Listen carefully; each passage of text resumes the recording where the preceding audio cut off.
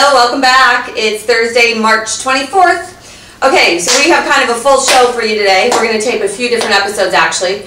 It's pouring rain here in the Bay Area of Northern California, but it's okay. It's all good. It's good. That's why the hair's up. Got the little headband going on. So anyway, so we're going to get started. Like I said, we are going to do our little taping here, first segment for today. Then Carrie, we're going to tape Carrie in about a half an hour. She's got some great stuff for you guys, so look for her tape. And then we're going our road tripping, and it's a surprise road trip. And it's a good one. You're going to be very happy. You're going to love it. So that's a surprise for you. Okay, so just a few things, of course, that I always find and I have to, crack up at. One woman wrote in and asked if she should pretend that she doesn't notice a friend's recent weight gain, and when she complains about the extra flab. Okay, well, I just don't really know that I would tell my friend, yeah, you have gained weight. I just think that that's not a good thing to do. But here's the funny thing. This is what the expert says to say. I've noticed that you're not really yourself lately. If you want to talk, I'm here for you. Oh, please. Okay, why not just say, I've noticed you're not your skinny self lately. You seem very fat. If you need to talk about it, you can just speak to me. You could say, have you been working out? Have you been lifting heavier weights? And then she said that you're supposed to suggest things that are active when you get together. So instead of going out for dinner or anything, you suggest maybe a 12-mile run, a hike, many other things, but you're not supposed to suggest meals. Now, I'm not sure if that's the way to go. What do you think, Marie? Is that something the way you suggested? Tell your friend? Okay, well, going back, you have to be somewhat honest, I think. I mean, you have to... If she flat out asks you. Right, if she flat out... You don't just come up and say, "Do you look looking like a fatty today?" I mean, or do you say, or like Carrie? Okay, so I wish Carrie was here. Okay, this is what Carrie would say sometimes. My phone, by the way. Just ignore it. Go ahead. When and this is what I say about my cat when she's looking fat. And this is what Carrie used to say: holding water. So you could say, "Are you holding water? Is it near your period? Are you holding water? Water retention time." Are you retaining? Are you retaining water? Yeah, I just think nothing. I would not say nothing, but I'm the person that doesn't tell you if you have a booger hanging out of your nose. I don't tell you if you have bad breath. I don't say anything like that. The breath thing is a whole nother show. My God. Certain things that I can say a lot, as you know, people on the show, but I can't tell people that. Okay, so moving on. This woman says that from time to time, she reserves the right to declare yo-yo night, which translation is you're on your own. And so she tells it to her 3 children. Now, I thought that what she was going to tell them was make your own food. And she said that she tells them to get creative and she will help them put together their own meals from leftover other things they find in the fridge or pantry. I think that's pretty cool. But me, I would yo-yo night is yo-yo. You're on your own. That's my yo-yo night. You are on your own. And last night, it's so funny. I didn't even know about this until 11 o'clock last night. I told the kids, you're on your own. I'm not making you any more shit. I'm tired. You're old enough. Get the leftovers out.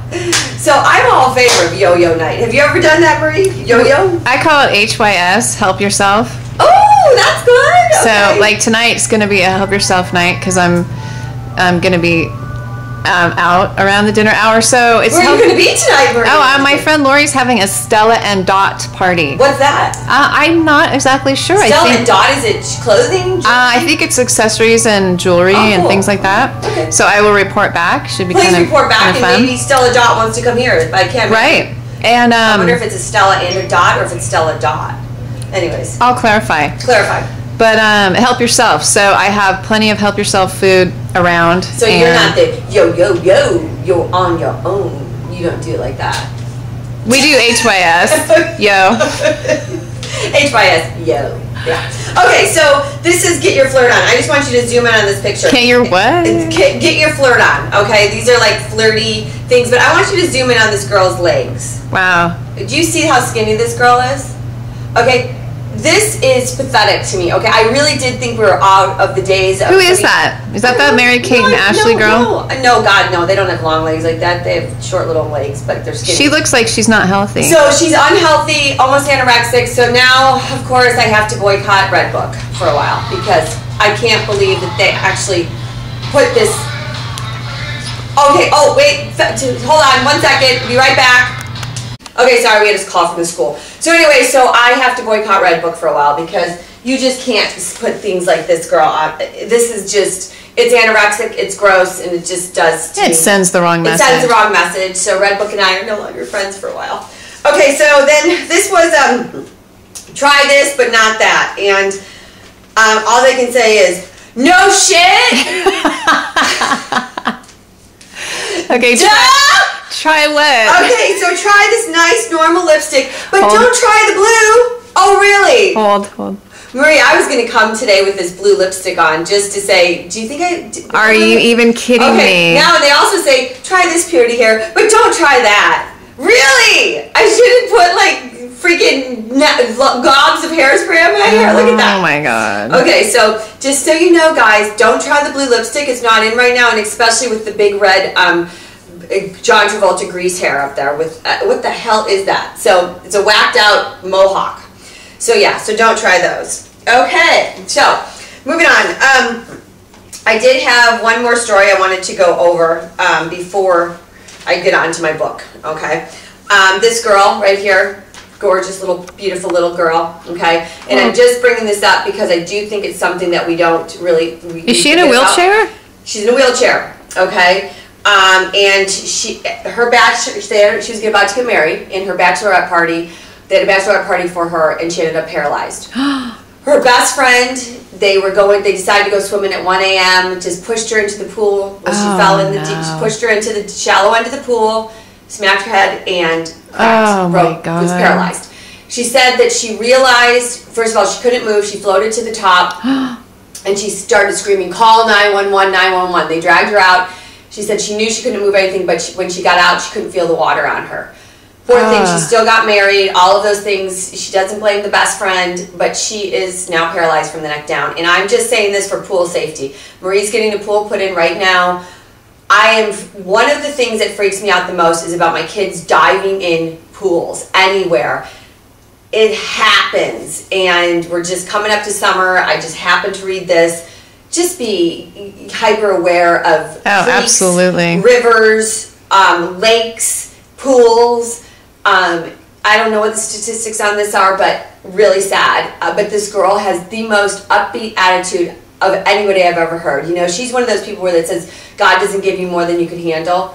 This girl is handling this with grace, charm, and beauty. It's crazy. So anyways, it was just an interesting article. I just wanted to remind viewers, it is a real deal. You can go into the pool and break your neck and not be good. So, okay? Oh, yes, and the Matsons are going to have strict rules. Matsons need to have strict rules on that. I know Marie Matson will, but Marie, seriously. I know. I don't even know if I would allow diving in my pool. Well, no, you see the little wall that's up there, and the girls are already saying, why can't we jump off it? Why can't we jump off it? And I said, because, you know, they know because our old house we had a pool, and although they were a lot younger, but my rule is always that there is no diving and jumping in the shallow end. It all has to take place in the deep end. Exactly. And this is not a huge pool, and it's not going to be a super deep pool, and there's going to be no jumping and wacky behavior. And I would say, you know, I would even put it as far as if a kid dives in the pool or doesn't, you're out for the day. You can come back tomorrow. Oh, totally. But, you know, I mean, it's just the real deal. So I just had to remind you guys that. Okay, so if I have time for these two other little tidbits, I will get there. If not, I wanted to share this. Marie, how much time do we have? 8:54. So we're at 9 minutes. So I have 6 minutes left. This is my book coming out April 5th, you guys. I'm really proud of it. It's titled, Just Ask My Husband, 101 Women's Perspectives on How to Keep Your Marriage Peaceful, Interesting, Sexy, and Alive. Look how cute that is. Put that up again. Now, oh, Carrie's here. Come on in, Care!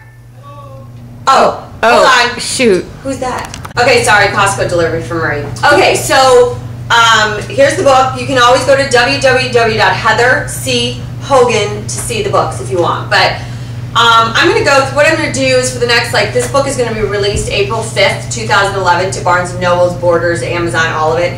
But I'm going to talk about this book because I'm pretty proud of it and I think it can help save a lot of marriages. Marie, you read the book. What do you think?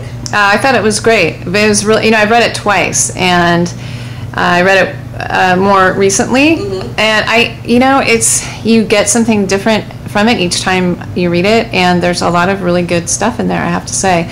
The women that you quote it's just, that's invaluable information. Okay, so what I'm going to do right now is I'm going to tell you a little bit about the book, how it came to be about, and go into chapter 1, and then I'll go into more later. First of all, I did want to tell you about the dedication of this book, because this is my second book I've written and has been published. And I do love the dedication part. And I said, as I pondered the dedication of this book and the numerous people in my life that I could thank for being where I am, I decided I needed to think about how I survived boyfriends, 2 divorces, and who never let me down. And the ones that came to my mind time after time again were my girlfriends. I've always looked to other women for advice. I feel women are the emotional backbone of society and what keeps this world loving, compassionate, strong, and humanitarian. Those attributes are found in each of the following women that have helped shape and made my life so much better. First of all, I needed to dedicate my books to my first comrades in life, Whitney, Denise, and Karen. These 3 women have never failed me. They stood by my side for 25 long years, and I love each of them with all my heart. Thank you for never judging me or leaving me, and always making time for me. Later in life, I found true friendship and comrades in Christine, Corrine, Andrea, Jimena, and Marie. The patience and love these women have shown me is nothing short of miraculous and just reflects who they are, strong women with compassion and great understanding who freely give advice whenever I call upon them for their words of wisdom.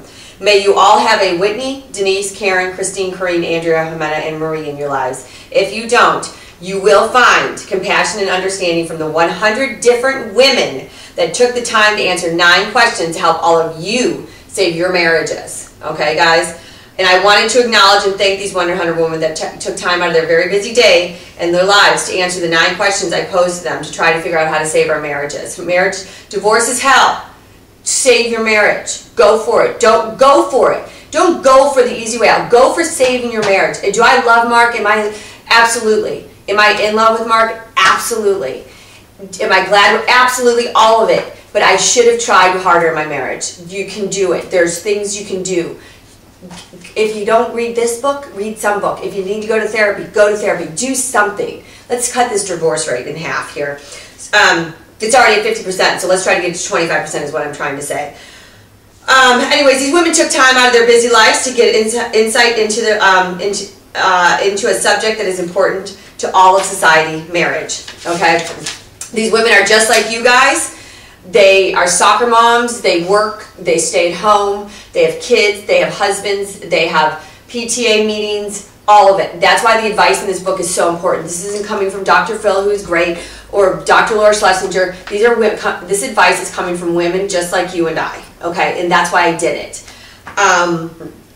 As women, we look to each other for support and understanding. We try to be there for each other and each other's children. Maybe we can find answers to our problems in our relationships through other women that we don't know, answering the 9 questions I posed to them. I will share your answers with them. Marie, what's the time on here, babe? 13:11. Okay, I gotta get going here. So anyways, what I did find in this book that's interesting is most people that have great marriages have a deep faith in God. Okay, interesting, didn't pose any religious questions, but that's the way it came out.